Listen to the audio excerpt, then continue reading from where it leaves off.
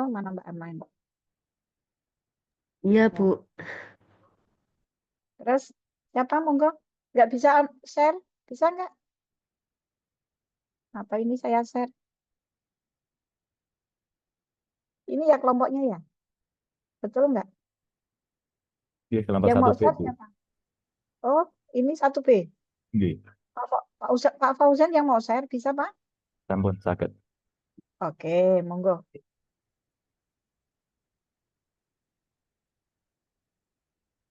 Monggo dibacakan Mungkin bisa sambil ada dimoderasi penjelasan. dulu atau langsung aja, Mbak. Monggo, bagaimana polanya?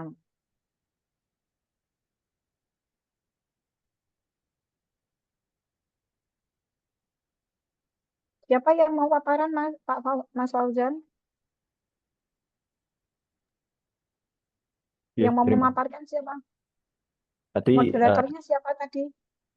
Mbak Alifah. Monggo Mbak Alifa.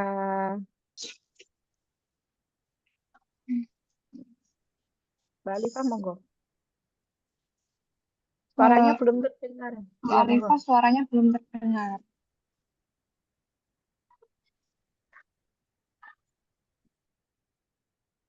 Mikrofonnya di anu aja nggak, coba dibuka dulu aja, nggak usah pakai mikrofon yang itu. Suaranya nggak terdengar, Mbak. Cabut, cabut. Apakah sudah bisa didengar, Ibu? Nah, sudah. Wis dicabut kok mau. Ya. Ya, Eh, monggo. Assalamualaikum warahmatullahi wabarakatuh. Waalaikumsalam warahmatullahi wabarakatuh. Waalaikumsalam warahmatullahi wabarakatuh. Selamat pagi, Bu Katam dan teman-teman. Selamat Di pagi. sini saya mewakili dari kelompok 1B sebagai moderator. Sebelumnya saya akan menyebutkan nama anggota kelompoknya. Anggota kelompok 1B yaitu yang pertama Alifah Laila Sari. Anggota kelompoknya dulu. Hmm. Monggo. Yang kedua Afwah Tasnim Fauzia, yang ketiga Ahmad Muhibudin, yang keempat Abdul Rozak, dan yang kelima Ahmad Fauzan Dwi Cahyo. Baik, di sini kelompok kami akan memaparkan tugas kelompok di agenda 3 ini terkait dengan Smart ASN yang akan disampaikan oleh Bapak Ahmad Fauzan Dwi Cahyo. Demikian, kami persilahkan kepada Bapak Ahmad Fauzan Dwi Cahyo untuk menyampaikan hasil diskusi kelompok 1B. Silahkan Bapak. Oke, terima kasih atas waktunya Ibu Katam dan teman-teman sekalian. Izinkan pada kesempatan kali ini kami perwakilan dari kelompok 1B akan memaparkan diskusi kelompok kaitannya dengan core isu pada Madrasah Sanawiyah Negeri di Jawa Tengah. Eh, Kaitannya ini dengan manajemen sekolah dalam era digital, yaitu tantangan untuk meningkatkan kualitas pelayanan dan manajemen sekolah dalam era digital. Salah satu isu aktual yang dihadapi adalah implementasi Smart ASN, aplikasi sistem negeri yang bertujuan untuk meningkatkan efisiensi dan efektivitas pelayanan publik. Namun, implementasi tersebut masih menghadapi beberapa tantangan, di antaranya yang pertama adalah rendahnya literasi digital terintegrasi di kalangan ASN dan ekosistem sekolah. Nah, ini yang masih menjadi PR adalah rendahnya literasi digital di kalangan ASN. Meski akses internet meningkat 47% menjadi 62%, indeks literasi digital Jateng tetap rendah di 3,46 dari skala 5,0, berada di peringkat bawah secara nasional.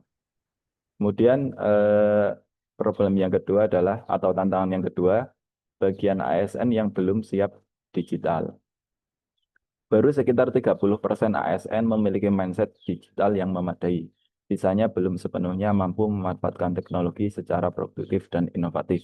Tentunya ini kan karena dunia digital itu semakin berkembang, maka para ASN terdahulu yang mungkin dididik atau digembleng dengan cara yang berbeda dengan yang sekarang karena dunia digital semakin berkembang.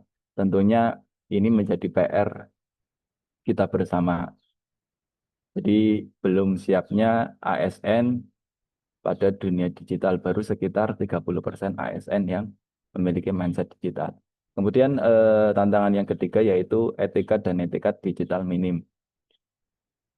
Poin satu adalah ASN diketahui melakukan penyalahgunaan media sosial, diantaranya adalah pelanggaran netralitas, ujaran kebencian, bahkan radikalisme digital.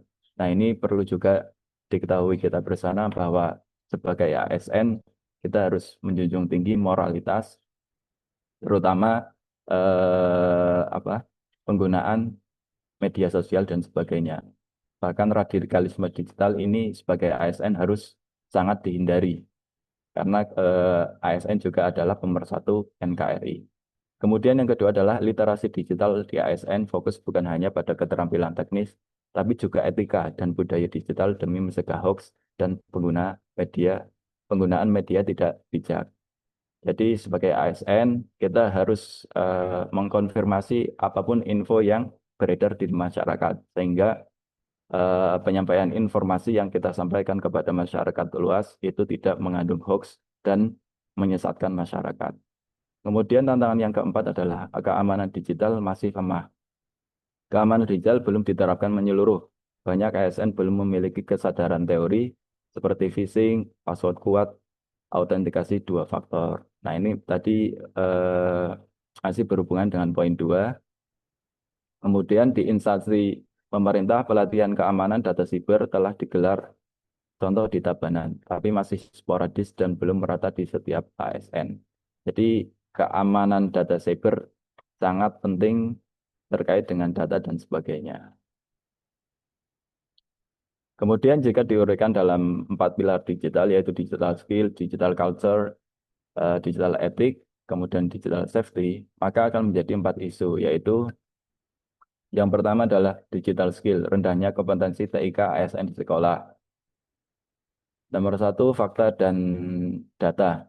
Survei menunjukkan hanya 47% ASN berusia di atas 45 tahun yang mampu mengakses platform pelayanan digital. Sisanya masih gagap teknologi atau terkendala teknis jaringan. Kemudian di Jawa Tengah, pelatihan literasi digital bagi ASN baru menjangkau ribuan orang, padahal total ASN mencapai puluhan ribu. Nah ini yang perlu diperbaiki. Kemudian dampak jika tidak diselesaikan. Dampaknya adalah layanan administrasi sekolah digital, misalnya RDM, EMIS, ERKM, absensi elektronik dan sebagainya menjadi lambat atau tidak tepat. Tentunya akan menghambat proses belajar mengajar. Selain itu, guru dan staf administratif kesulitan mengoperasikan sistem e-learning, Zoom, Google Classroom, atau aplikasi lain. Tentunya ini harus menjadi poin yang perlu kita selesaikan bersama. Tentu dari dampak tersebut ada pihak yang terdampak, diantaranya adalah 1, siswa, pelayanan tentunya tidak optimal, kemudian guru atau staf bisa stres akibat adaptasi alat baru. Kemudian 3, manajemen sekolah, terhambat implementasi kebijakan pemerintah. Kemudian yang kedua adalah digital culture. Faktanya adalah budaya digital di Indonesia menyertakan tren FOMO, cancel culture, dan praktik ikut-ikutan tanpa berpikir kritis. Jadi FOMO ini menjadi tren yang masih berkembang di masyarakat. Kemudian yang kedua adalah ASN sebagai pemimpin komunitas sekolah belum sepenuhnya membangun budaya digital positif.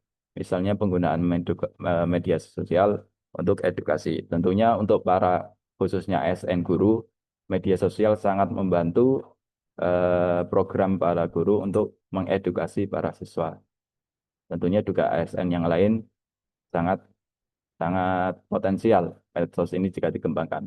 Kemudian dampak jika tidak terselesaikan, ASN atau guru bisa tertular budaya konsumtif atau ikut tren berpotensi negatif, menurunkan citra sekolah. Yang kedua adalah siswa terpengaruh, kehilangan nilai kritis, lebih mudah terprovokasi informasi tanpa verifikasi.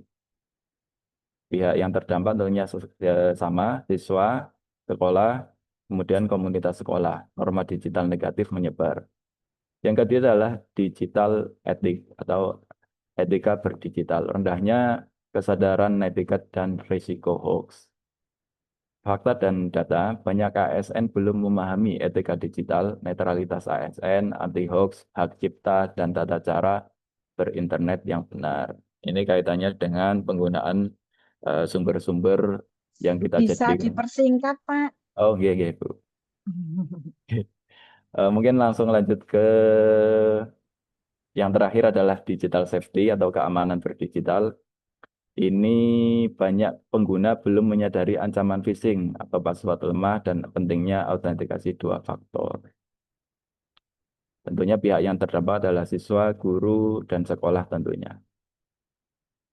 Terakhir adalah kesimpulan atau penutup dari kelompok 1B menyimpulkan bahwa keempat isu ini saling terkait dan jika tidak tertangani, terintegrasi implementasi Smart ASN di MTS negeri akan terhambat. Solusinya mencakup pelatihan literasi digital menyeluruh, kampanye etika dan budaya digital di lingkungan sekolah, serta edukasi keamanan TI untuk seluruh warga sekolah. Mungkin itu presentasi dari kelompok 1B. Mungkin Oke, bisa terima kasih dipahami, Bapak. Ibu. Ya. Saya kembalikan kepada moderator, Mbak Alifah. Monggo. Kalau kita langsung aja gimana? Nggak Oh apa-apa ya, iya, kita Oh, nggak bahas apa-apa iya, ya. Bu. monggo, monggo. Karena Iya. ini waktunya ini yang oyak-oyakan. Di atas kan dulu. Bapak Ibu, adik-adik, belum masih di-share aja Pak Oh, iya, Fauzan, iya, supaya Ibu. kita cermati bersama.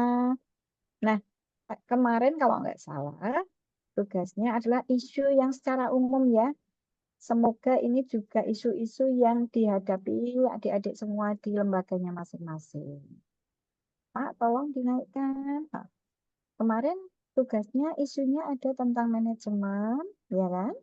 Manajemen dan Smart ASN luar biasa, Pak. Sudah diklasifikasi, diidentifikasi, ada. Nah, luar biasa ya, meskipun di manajemennya ini belum terlihat, tapi ini terkait dengan Smart ASN-nya ya, Pak ya, yang di manajemennya ya. Iya, iya, Bu. Nah, di sini yang pertama isunya adalah rendahnya literasi digital. Tapi ini adalah data yang secara nasional, tapi khusus di MTS atau secara umum Kementerian Agama. Kalau lihat di atas sih MTS Negeri Jawa Tengah ya Pak, ya Mas Oke, Fauzan. di Jawa Tengah, Bu. MTS negeri Eh, di Jawa Tengah. Berarti ini data untuk MTSN di Jawa Tengah. Oke, Barat. Oke. Oke. Di mana semuanya malah tertuju kalau dilihat manajemennya berarti ini adalah sarana prasarana di akses internet. Meskipun itu nanti termasuk digital kan, tapi Oke. ini yang disoroti adalah manajemen. Di secara manajemen sarana prasarana kan gitu Pak Fauzan ya. Nanti eh, besok kalau besok kita kelompok satu ini nanti kita langsung coaching agenda 1, 2, 3 ya. Setelah kelompok 3, 2 langsung masuk lagi ya untuk coaching ya. Nanti ini semuanya nanti kan saya bimbing, tenang saja kan pembimbingan kelompok satu kan dengan saya. Nah, ini nanti bisa ditambahkan, masukkan saja ya, rendahnya literasi digital terintegrasi di kalangan. Tapi dilihat dari manajemen ASN-nya. Manajemen ASN-nya di apa? Sarana, prasarana. Seperti itu ya, nanti ditambahi. Bawahkan lagi, boleh. Hop. Bagian ASN, sebagian apa bagian? Mungkin sebagian itu. Oh, kurang Oke, S ya, sebagian. kurang S. Ini juga. Jadi nanti bunyinya ya SDM, ya, SDM. Jadi ini manajemennya tentang apa? Sumber daya manusianya, supaya manajemen ASN-nya terlihat. Kalau tadi di isu yang pertama semuanya masih menuju ke smart ya, belum ke manajemennya gitu ya Pak Fauzan. Ini masukan saja. Jadi disorotinya SDM-nya. SDM-nya itu masih 30% ya, memadai untuk pengetahuan digital. Gitu nih. Bawahkan kalau yang nomor 3 sudah betul. Jadi karena tadi Pak Fauzan menyampaikan kan dibagi dua ya Pak Fauzan ya. Isu tentang manajemen ASN dan smart Ya. ASN ya Pak Fauzan ya. Oke, harus Nah, Bu. maka paling tidak semuanya itu dilihat lagi ya. Manajemen ASN itu apa sih sorotannya? Seperti itu ya. Misalkan ya, kalau kemarin pengelolaan ASN terdiri dari apa saja? Lupa nggak? Halo? Pengelolaan ASN kemarin. Nah, pengelolaan ASN bisa ditinjau dari Mbak Afa. iya, penyusunan dan penetapan, kebutuhan pengadaan kan gitu. Berarti kan internet termasuk di pengadaan ya? Oke. Benar nggak?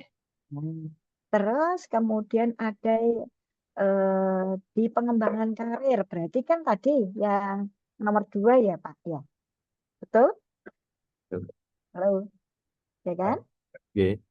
Nah, artinya panjenengan itu harus menyesuaikan pengelolaan di isu-isunya itu disesuaikan dengan pengelolaan ASN. Terus nomor 3, kalau etika berarti termasuk di apa? SDN. Ya, di kode etik, ya kan? Nah, itu nanti tetap kalau pas kita membuat rancangan, itu nanti semuanya masuk. Terus keamanan digital masih lemah, apakah itu sudah tertuju ke manajemennya belum? Maaf Ibu sebelumnya. Nggih. Untuk kelompok 1B kita kebagian tema yang Smart ASN. Oh, smart ASN. Oh ya sudah nggak apa-apa. Ini masukan saja nanti bisa, karena kan besok kalau individu kan harus dua-duanya Mbak. Oh, Mbak nggih. Liva. Nggih Ya, Bu, matur ini nuwun. bisa di nanti bimbingan dengan saya ya. Nah, ini baru oh nah, di atas nanti masuk, cuman kalimat-kalimatnya saja Mbak Liva. Ya, kalimatnya, nah baru nanti bagian itunya bagian yang smartnya itu nanti disesuaikan dengan faktanya. Itu termasuk digital skill-nya, bahkan Mas. Terus termasuk apa? Selain digital skill tadi, bawahnya lagi digital digital kultur, digital etik, Etik. dan digital Safety. safety. Ya, luar biasa ini. Isunya sudah masuk semua. Hanya yang tidak di madrasah. Ini semuanya madrasah enggak? Kebetulan Pak Fauzan, kelompoknya. Enggak, Bu. Ini Mbak yang Enggak madrasah, ya? Mbak Alifa, Mbak Afa, sama Ah, Mas Rozak. Pak Oke. Fauzan sendiri enggak? Saya di ini Bu KUA sama Mas Muhib. Oke. Nanti yang di KUA cari yang hampir sama secara umum seperti itu. Oke, Bu.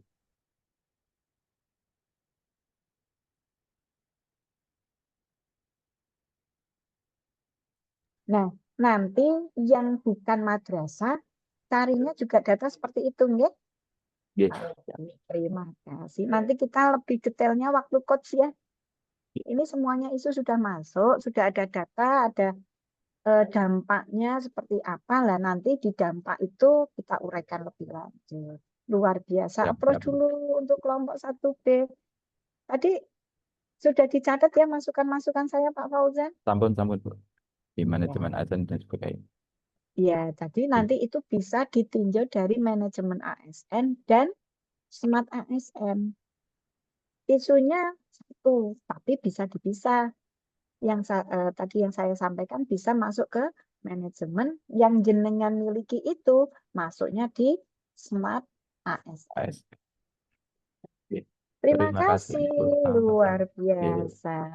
Ya, Izin sekarang stop share, langsung, Bu. iya, betul. Monggo. Yang berikutnya, kelompoknya Pak Wafi, siapa yang mau share, Pak? Bu Ana, Bu. Bu Ana.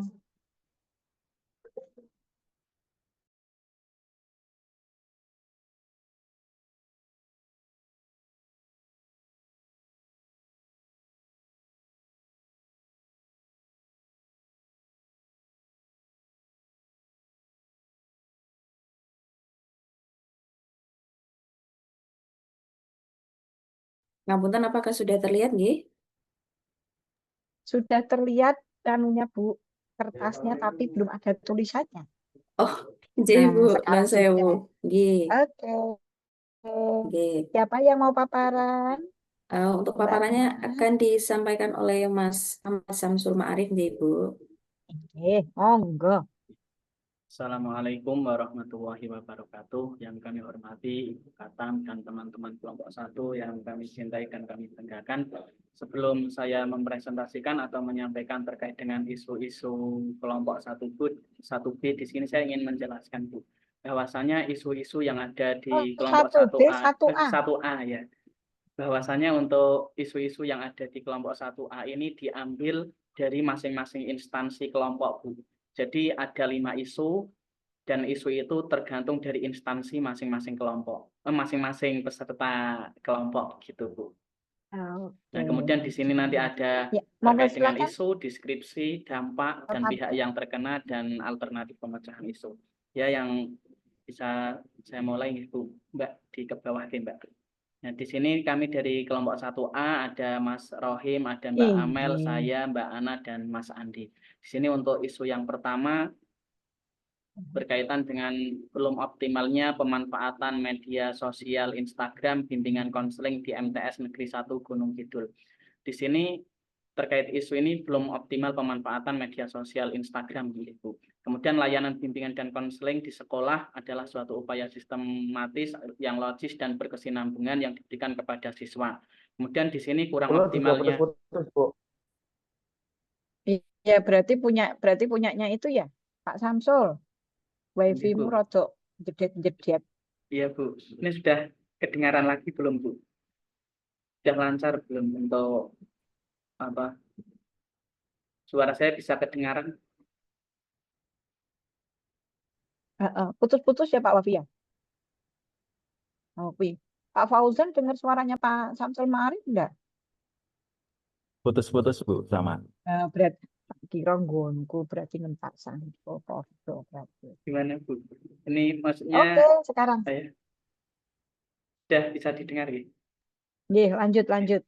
Ya, di sini untuk isu yang pertama belum optimalnya pemanfaatan media sosial Instagram bimbingan konseling di MTS Negeri 1 Gunung Kidul.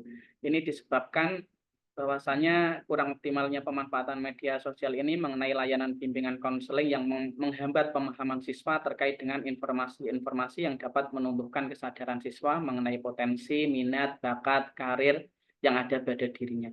Kemudian dalam konteks manajemen ASN, pemanfaatan media sosial yang kurang optimal seringkali mencerminkan adanya tantangan dalam pengelolaan sumber daya manusia seperti kurangnya pelatihan, keterampilan digital antara staf ASN. Kemudian ke bawah lagi, Mbak. Nah, kemudian untuk konsep Smart ASN yang mencakup penerapan TIK untuk meningkatkan efisiensi dan efektivitas pelayanan publik juga relevan di sini. Dalam hal ini, penggunaan media sosial Instagram seharusnya menjadi bagian dari strategi Smart ASN untuk meningkatkan komunikasi dan interaksi dengan siswa. Kemudian ketidakoptimalan pemanfaatan Instagram bisa jadi disebabkan oleh kurangnya pemahaman tentang alat atau fitur digital yang ada. Bawah lagi.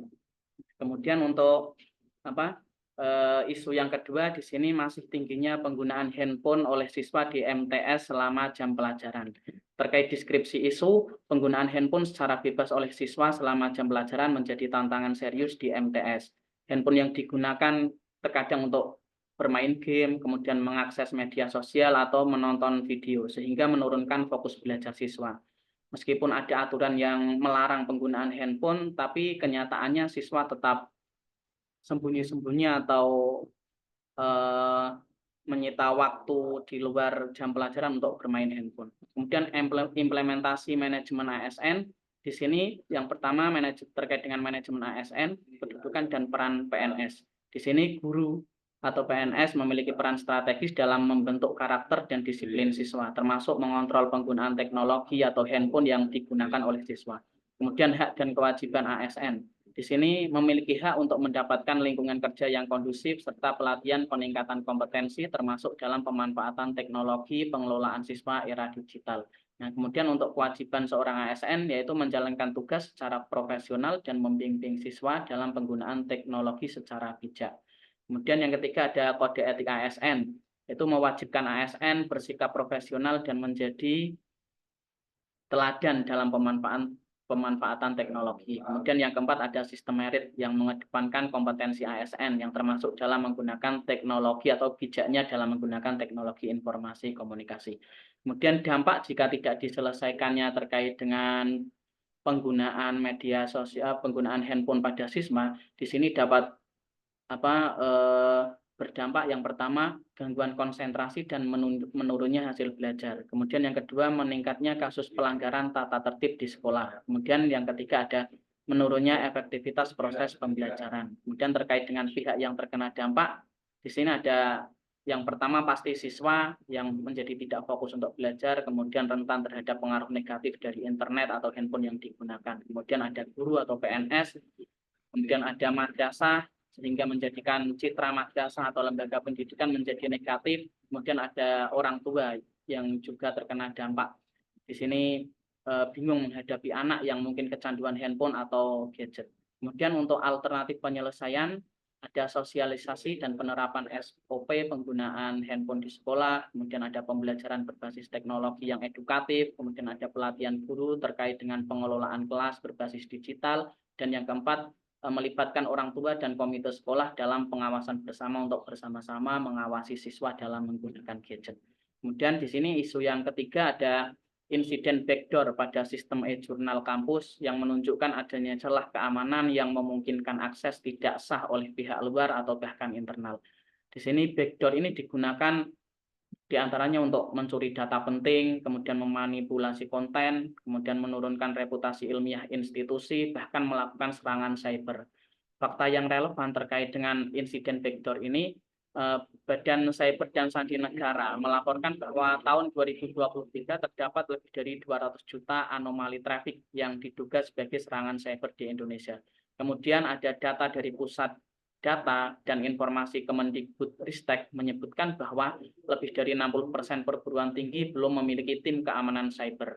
Kemudian yang ketiga, banyaknya sistem e-jurnal di kampus yang berbasis open source tanpa penggunaan keamanan yang memadai. Sementara pengelolaan teknologi informasi kampus kerap kali didominasi oleh ASN atau peranata komputer dengan beban kerja yang tinggi. Kemudian dampak dari isu tersebut, yang pertama terkait dengan institusi kampus, hilangnya kepercayaan publik terhadap institusi, kemudian beban meningkat, rawan pelanggaran etik dan sanksi jika lalai, kemudian terkait dengan sivitas akademik, dampaknya ada kebocoran data, karir akademik yang terancam, akses publikasi yang terganggu, dan adanya gangguan layanan digital.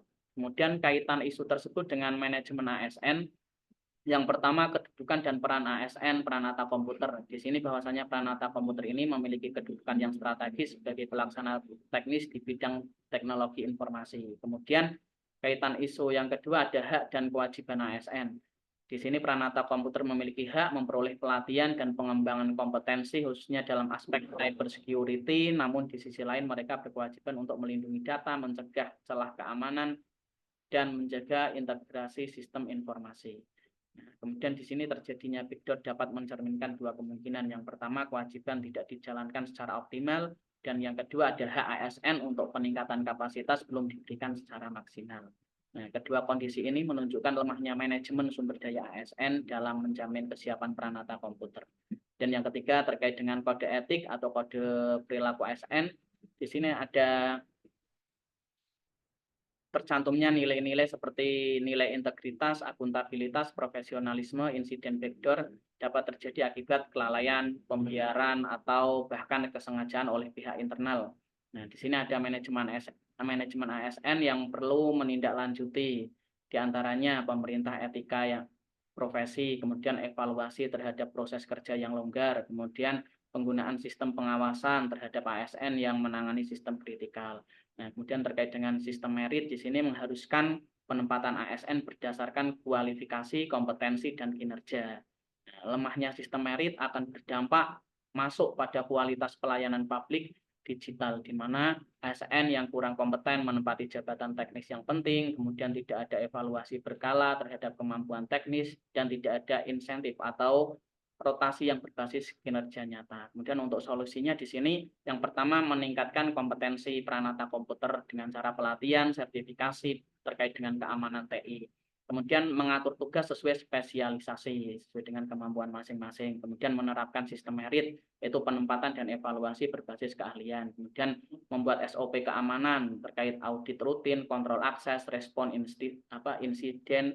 Kemudian yang terakhir terkait solusi ada perkuat infrastruktur seperti menggunakan firewall, scanner, dan tim teknis pendukung. Kemudian di sini ada isu yang keempat terkait dengan fenomena pembiayaan pendidikan dalam sistem uang kuliah tunggal atau UKT yang mahal mengakibatkan angkatan belajar yang cenderung turun dan menurunnya angkatan masuk mahasiswa baru 2025 di UIN Gusdur. Di sini secara umum bahwasanya Pekalongan itu memiliki jumlah angkatan belajar yang banyak. Kemudian terkhusus siswa yang melanjutkan menjadi siswa di UIN Gusdur ini dari jalur UMPTKIN menunjukkan bahwa lebih dari 1.000 siswa yang dinyatakan telah diterima menjadi mahasiswa UIN Gusdur dan berstatus calon mahasiswa baru. Kemudian meski demikian dari angka yang dinyatakan masuk tersebut ternyata hanya 300 orang saja yang melakukan pada tahapan selanjutnya, yakni daftar ulang sebagai mahasiswa baru. Nah, kemudian setelah dikaji ternyata faktor utama pendukung fenomena tersebut ialah tingginya angka UKT yang diterima oleh calon mahasiswa baru. Kemudian hal ini menjadi dirasa memberatkan atau membebani bagi calon mahasiswa yang kemudian memutuskan untuk mundur dan membatalkan untuk melanjutkan di UIN Gusdur. Lanjut ke bawah, Mbak. Nah, kemudian dari uraian di atas bahwasanya menggunakan kaidah asas praduga tak bersalah, kita dapat melakukan screening bahwa diduga terdapat beberapa ketidakcocokan data yang kemudian menyebabkan melambungnya angka UKT. Ke bawah, Mbak.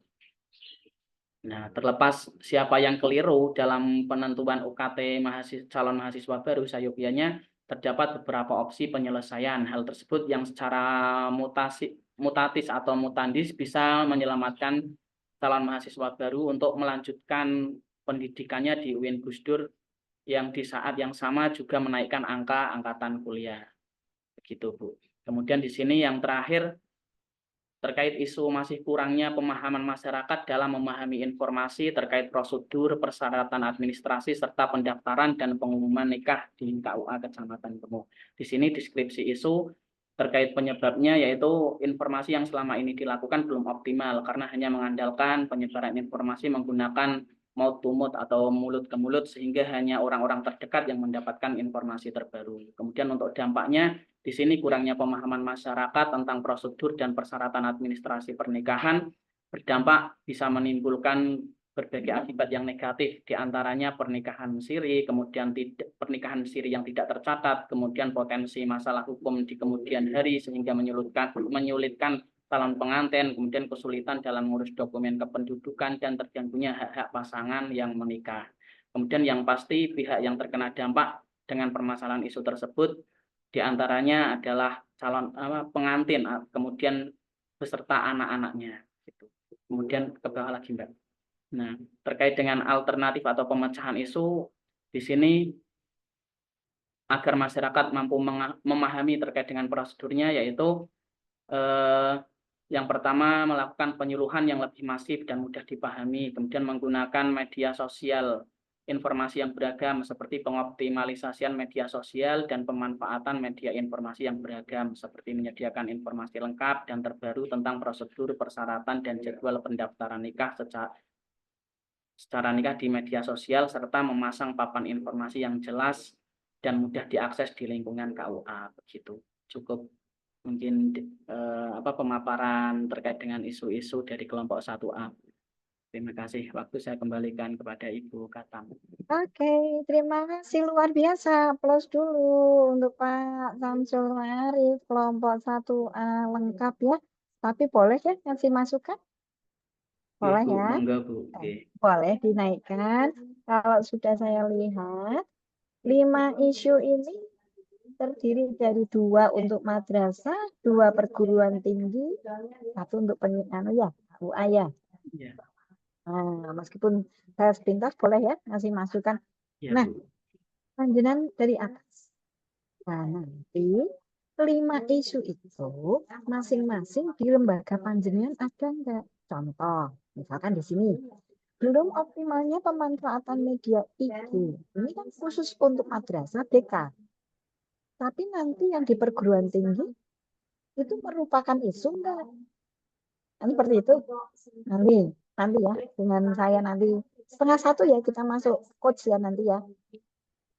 12:30 kita nanti coach tapi kita infokan. Itu jadi isu yang pertama ini memang khusus untuk di madrasah ya Pak Samsul ya. Iya, Bu. Tetapi apakah isu ini bisa digunakan, apakah isu ini terjadi, bukan digunakan, terjadi di perguruan tinggi atau tidak? Terjadi juga enggak di KUA? Nah, seandainya iya, contoh, di perguruan tinggi itu juga penggunaan medsosnya belum optimal. Nah, biasanya di perguruan tinggi itu tidak hanya IG, tapi apa saja Pak? Pak Auli. Halo, ini mana kelompoknya Pak Sam? Yang perguruan tinggi siapa? Pak Wafi sama Mbak Ana. Pak Wafi. Nah, nanti di Pak Wafi, medsosnya tidak hanya IG ya Pak Wafi ya. Di perguruan tinggi itu kan medsosnya macam-macam ya. Apakah itu sama? Belum dimanfaatkan secara optimal oleh para mahasiswa, misalkan seperti itu. Ini sama-sama isunya sama.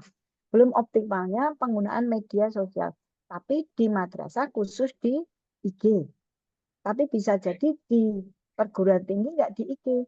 Bisa jadi di penyuluh, kalau nggak salah KUA-nya penyuluh ya Pak Samsul. Penghulu, Bu. Penyuluh apa penghulu? Penghulu. Misalkan di penghulu apakah juga punya medsos yang sama hanya IG, gitu ya? Jadi sama-sama medsos, nanti diidentifikasi lagi. Berapa medsos yang dimiliki? Contoh di madrasah di Gunung MTSN 1 Gunung Kidul itu isunya hanya di IG, padahal itu kan ada di websitenya, ada di IG, ada di Twitternya, ada di mana-mana kan, Facebook kan seperti itu ya. Nah, ini luar biasa sudah ditinjau dari bawah kan Pak. Itu ada yang ditinjau dari manajemen ASN. Kemudian di bawahnya ditinjau dari Smart ASN. Jadi satu isu ditinjau dari 2 komponen. Ya kan? Nah, karena kalau saya lihat secara umum 5-5-nya memang umum. Tapi umumnya masih yang 2 khusus madrasah, yang 2 khusus perguruan tinggi, 1-nya dari penghulu. Nah, kalau bisa 5 isu ini ditinjau dari seluruh jabatan atau lembaga di kelompok panjenengan masing-masing, ya Mbak Anaya. Oke. Nah, nanti memang hanya 1 isu yang akan kita ambil nanti. Core isunya hanya 1. Nah, 1 isu itu nanti dikonsulkan pada mentor. Seperti itu. Jadi jenengan mengutarakan isu-isu yang mau diangkat itu harus konsultasi juga dengan mentor. Jangan-jangan nanti ada mentor yang istilahnya itu bukan merupakan isu, itu udah lama, misalkan seperti itu. Tapi luar biasa Pak Samsul, satu isu ditinjau dari 2 komponen ya, Iya. manajemen ASN dan smart ASN, luar biasa. Baik, cukup Pak, luar biasa, aplaus untuk kita semuanya. Nah, bisa di stop share Pak, segantian saya yang share ya. Boleh ya, izin ya.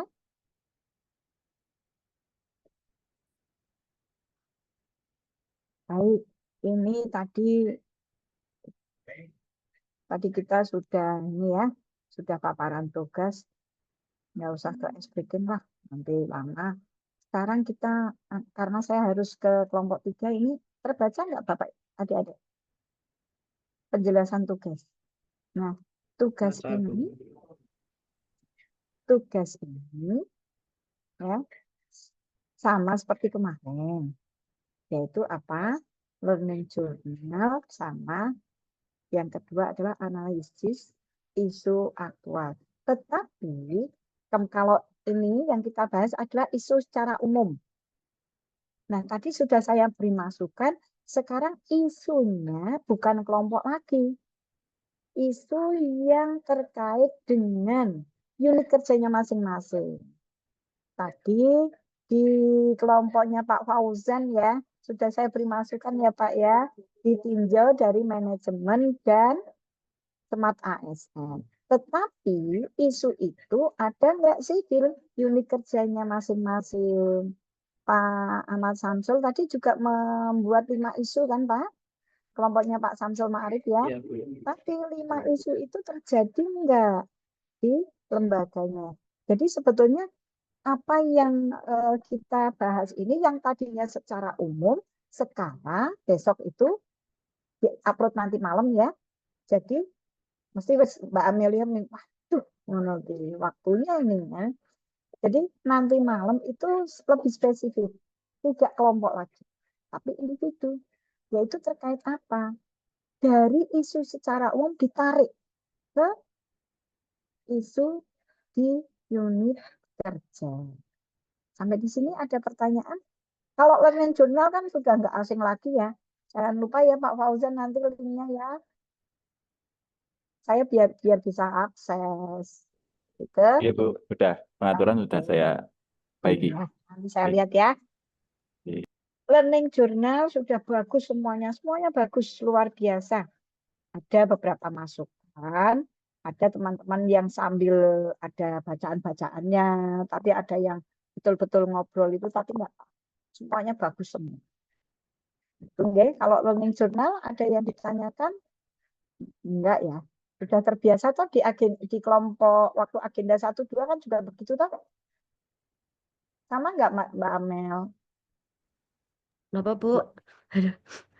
Aduh, kenapa Mbak Amel kaget ya? Dipanggil kaget ya? Karena merasakan badan yang enggak enak ya? Jadi setiap agenda itu membuat learning journal enggak? Pak Wafi? Iya, kan berarti sudah biasa ya Mbak Ana ya? Ibu. Iya.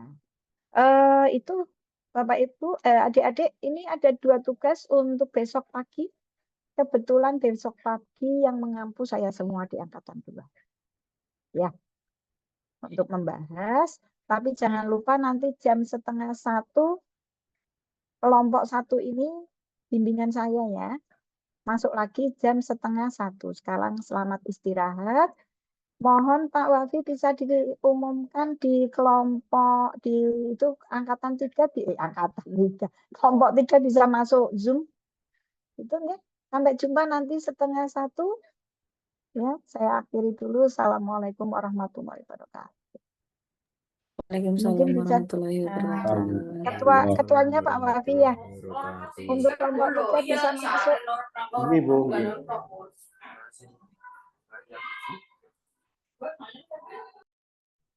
Kelompok 1 boleh meninggalkan itu, tapi nanti ya 12:30 kita masuk lagi ya.